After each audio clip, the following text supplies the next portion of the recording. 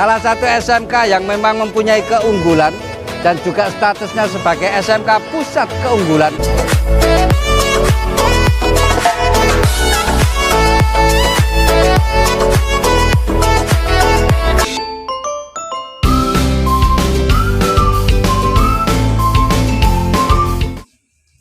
Assalamualaikum warahmatullahi wabarakatuh. Waalaikumsalam warahmatullahi wabarakatuh. Selamat pagi anak-anak. Bagaimana kabar kalian pada hari ini? Alhamdulillah semua dalam kondisi baik. Semangat kan kalian untuk belajar IPAS pada hari ini? Sebelum memulai pembelajaran, saya minta tolong ketua kelas untuk memimpin berdoa terlebih dahulu. Silakan Mas Vicky. Siap, berdoa mulai.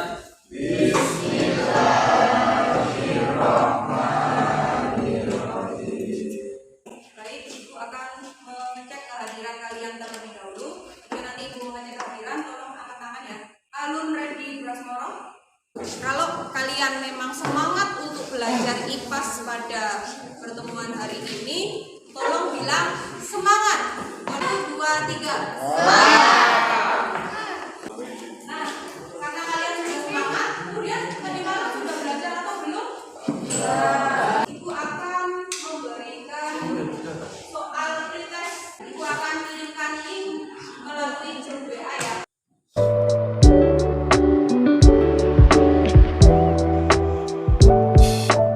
Masih ingatkah kalian pada minggu yang lalu kita sudah belajar tentang apa saja? Iya, tentang unsur, senyawa, dan campuran. Nah, kalau senyawa, ada yang masih ingat?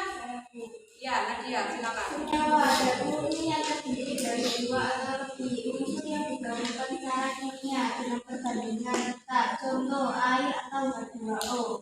Oke, jadi kalau senyawa itu merupakan gabungan dari dua unsur atau lebih yang memiliki perbandingan tetap. Misalnya saja yang kalian gunakan dalam kehidupan sehari-hari yaitu air, yaitu dengan rumus kimianya adalah H2O. Itu yang sudah kita bahas pada pertemuan minggu yang lalu. Jadi kalau kita buat peta konsep kurang lebih seperti ini ya. Jadi suatu materi itu bisa meliputi zat murni dan juga campuran. Di mana zat murni tadi bisa digolongkan menjadi unsur dan juga senyawa. Kemudian campuran, nah campuran nanti pada pembelajaran kita hari ini akan kita bahas yang akan dibagi menjadi campuran homogen dan juga campuran heterogen.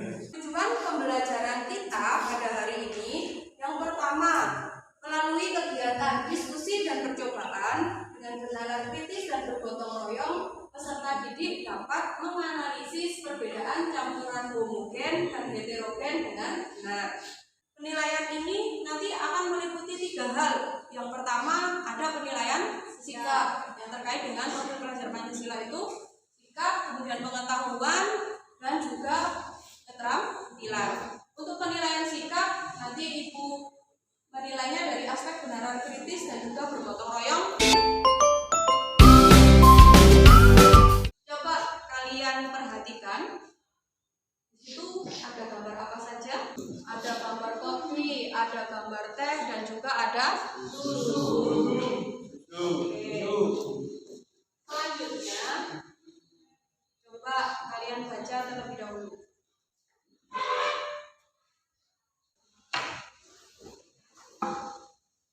Sudah baca semua?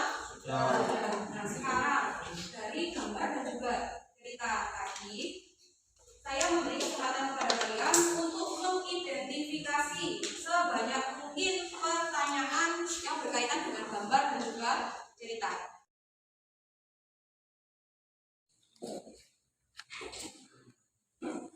Silakan identifikasi permasalahan yang dapat kalian temukan. Dewi Puja, silakan. Bagaimana campuran yang terbentuk dari air dengan susu, air dengan teh, dan air dengan kopi? Oke, pertanyaan dari Dewi Puja, bagaimana campuran yang terbentuk antara air dengan kopi, air dengan susu, dan juga air dengan teh?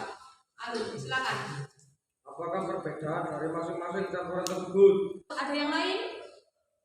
Kan disamakan ya, di LKPD-nya disamakan. Jadi identifikasi permasalahan yang pertama adalah bagaimana campuran yang terbentuk dari air dengan teh, kemudian air dengan susu, dan air dengan kopi. Yang kedua, apa perbedaan dari masing-masing campuran tersebut? Untuk menjawab identifikasi permasalahan yang sudah kalian buat tadi, maka nanti kalian akan ibu bentuk menjadi 5 kelompok, masing-masing ada 5 sampai 6 anak. Kemudian kalian nanti akan melakukan percobaan. Selain nanti kalian melakukan percobaan, kalian juga bisa melakukan kajian literatur. Bisa dari buku paket yang kalian gunakan biasanya, bisa dari bahan ajar yang sudah ibu kirim. Ini untuk pembagian kelompoknya. Kelompok 1 hingga kelompok 4. Masing-masing kelompok saya minta tolong perwakilannya 2 anak untuk ke depan mengambil alat dan bahan untuk melakukan percobaan. Ini kemudian kertas tugasnya,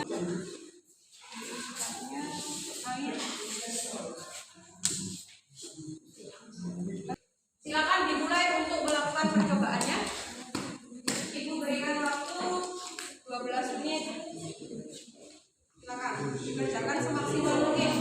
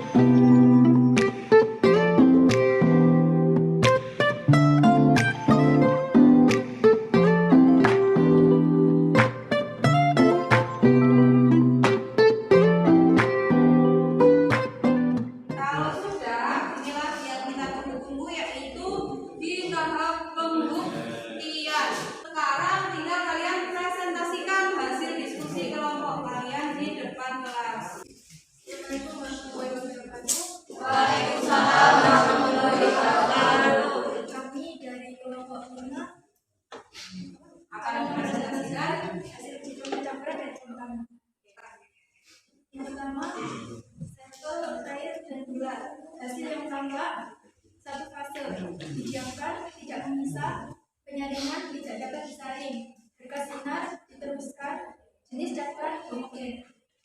2. Jadwal air dan susu, hasil yang sama, dua fase, didiamkan, tidak memisah dan suka mengendap, penyaringan tidak dapat disaring, berkas sinar dikabulkan, jenis campuran homogen. 3. Sampel air dan teh jeruk, hasil yang tampak satu fase, didiamkan, tidak bisa, penyaringan tidak dapat disaring, berkas sinar dihamburkan, jenis campuran homogen. Yang keempat, sampel air mata kopi.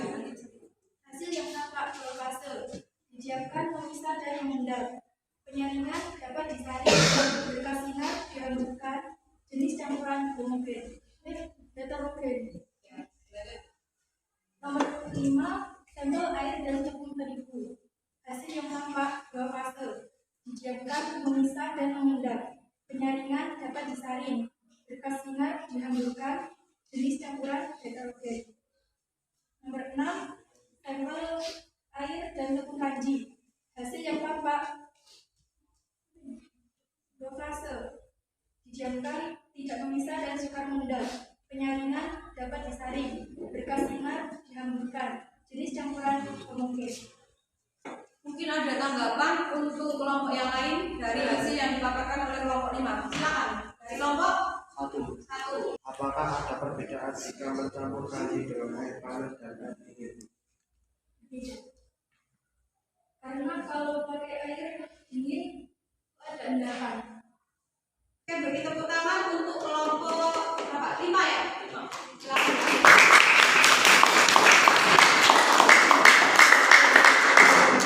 Waalaikumsalam warahmatullahi wabarakatuh. Tadi itu ada perbedaan di mana? Di berkas sinar ya?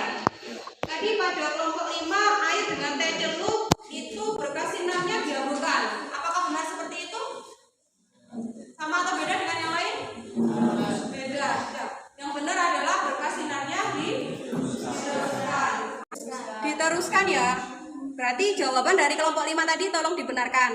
Air dengan teh celup, cahaya atau berkas sinar yang melewatinya adalah diteruskan. Setelah kalian melakukan percobaan, sudah mengolah data, sudah membuktikan di depan kelas tadi, sudah dipresentasikan, maka kesimpulan apa yang kalian dapatkan pada pertemuan hari ini? Perbedaan campuran homogen dan heterogen. Ya. Campuran homogen terdiri dari satu fase, keadaan campuran umumnya stabil, jika didiamkan tidak memisah dan tidak mengendap. Sedangkan campuran heterogen terdiri dari dua fase, keadaan campuran tidak stabil, jika didiamkan akan memisah dan terbentuk endapan. Yang menyampaikan perbedaan campuran homogen dan heterogen dilihat dari fase, kemudian kestabilannya, dan juga ketika didiamkan. Ibu akan memberikan sedikit penguatan materi. Jadi kalau kita perhatikan, kalau kita buat tabel perbedaan antara larutan, koloid dan juga suspensi, bisa kita lihat. Jadi untuk larutan dan koloid itu homogen ya. Nah, di sini ada video. Coba kalian dengarkan dan diamati ya. Perbedaan itu adalah penghamburan cahaya oleh partikel koloid sehingga nampak lintasan cahaya. Selanjutnya kalian akan mengerjakan angkat motivasi setelah pembelajaran dan juga soal tes.